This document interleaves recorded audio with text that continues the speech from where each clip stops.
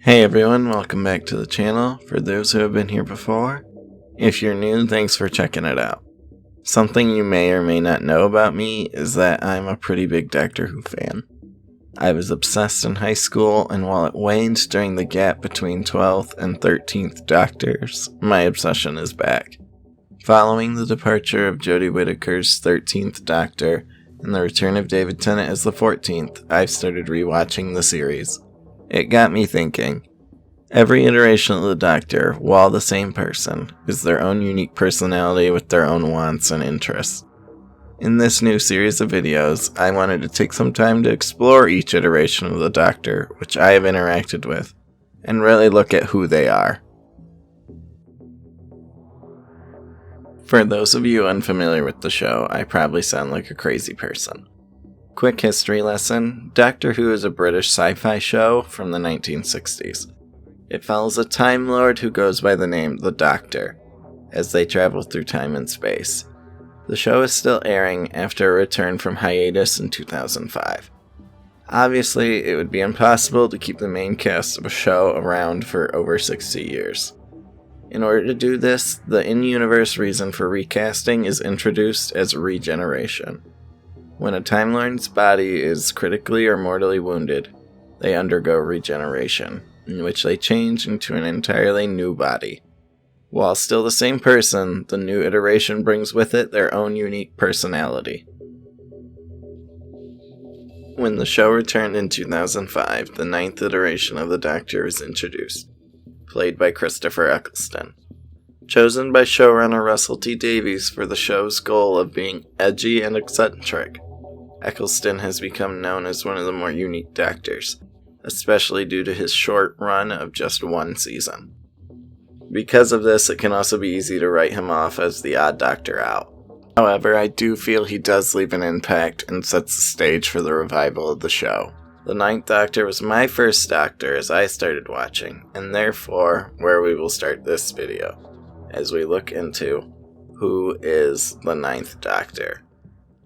Quick note, this video will contain spoilers for Series 1 of the new run of Doctor Who. I will also only reference what we have seen of the 9th Doctor on screen, as I have not yet listened to all of his Big Finish audio dramas. So, we first meet the 9th Doctor as an intergalactic refugee, fleeing from the ruins of the Time War. Believing he has destroyed his homeworld in order to end the war, he's cold and mean. He's constantly talking down to, mocking, and just plain rude to others. Look, if I did forget some kid called Mickey... Yeah, he's not a it's kid. because I'm busy trying to save the life of every stupid ape blundering about on top of this planet, alright? Alright? Yes, it is! This is an emotional shield, not wanting anyone to get close to him as he's a killer and dangerous.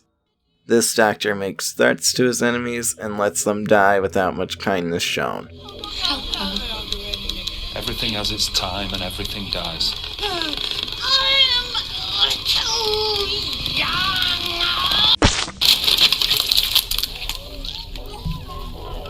However, this dark and brooding personality starts to show some cracks in it as the Doctor invites Rose Tyler on his journeys with him.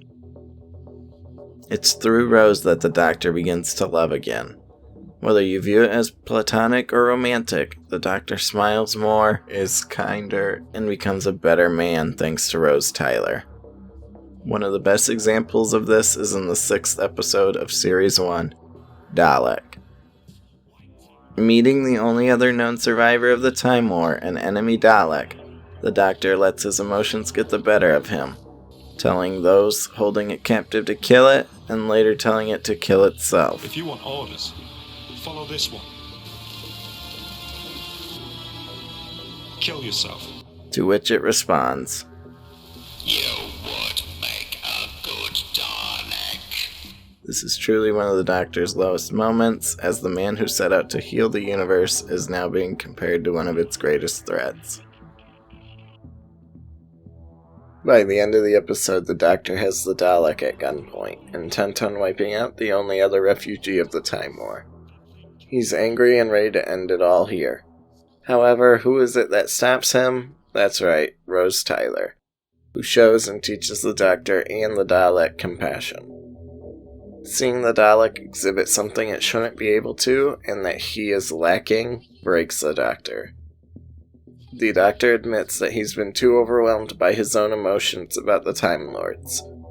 He shows the Dalek kindness and lowers his weapon, letting the other refugee die of its own accord. For me, this is the turning point of the Ninth Doctor's character. Having now shown mercy to his greatest enemy, he begins to become the man he set out to be when he originally took on the title all those years ago.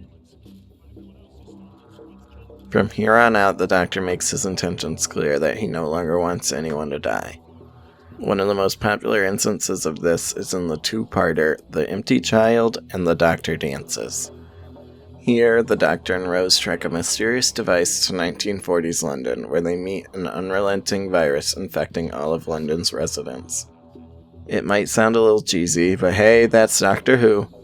But the cure for this illness is a mother's love via the encouragement of the Doctor. Rather than resorting to violence or choosing to kill the infected to stop the spread like he may have earlier in the season, the Doctor now chooses love. He's overjoyed when it works, exclaiming, Everybody lives, Rose. Just this once. Everybody lives! I can't help but smile with him as he shows that big, overjoyed grin. This is truly a defining moment for the Ninth Doctor, having been able to save these people where he's failed in the past. He may always carry the scars of the time wearing Gallifrey, but the emotional wounds are healing. The Ninth Doctor's journey ends in a true test of his character in the Series 1 finale, The Parting of the Ways. Here, the Doctor is confronted with the return of the Daleks once again. This time, however, the situation is much more dire, as over 500,000 Daleks hold the remainder of the human race hostage in the far distant future. The Doctor initially falls back into his old ways, preparing to emit a delta wave that would kill every living thing around it, both Dalek and human alike.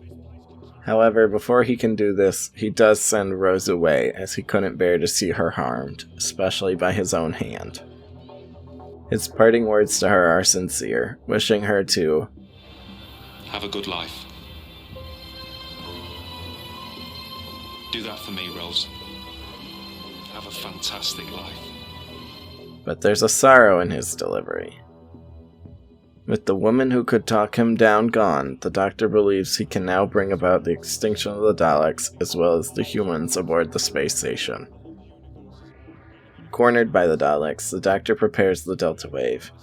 He has accepted himself as the oncoming storm, a Doctor of War, that's willing to commit mass genocide to save the galaxy.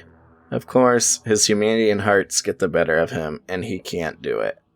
He is no longer the monster who ended the Time War, but instead the Doctor, a man journeying the cosmos to save the universe from itself. After a quick rescue from Rose via time vortex energy, the Doctor must make the ultimate sacrifice. As mentioned before, when a Time Lord's body is critically injured, it undergoes a process known as regeneration. Taking on the time vortex energy from Rose, the Ninth Doctor is accepting his death, trading his life for hers. As the Doctor's body is torn apart cell by cell, he reminisces on his journey with Rose. The Doctor can die comfortably, knowing that he has left the universe in a better place than it was. He thanks Rose for helping along his journey with the simple remark, Before I go, I just want to tell you were fantastic. Absolutely fantastic. and then gives himself the approval of, And you know what? So was I. This moment is great as it shows that he no longer hates himself or thinks of himself as a monster. You can't help but smile with him before he bursts into his regeneration. And that is the last we see of the Ninth Doctor, an intergalactic refugee who thought himself beyond redemption, but found love and kindness once again. Thank you so much for watching. I hope you enjoyed this look back at Christopher Eccleston's time as the Doctor. Let me know what you think of the Ninth Doctor in the comments below. As I continue my rewatch of New Who, we'll be further exploring the 10th to 13th Doctors in this same manner. If you liked what you saw here and want to see more, don't forget to like, comment, hit the bell, and subscribe. See y'all in the next one.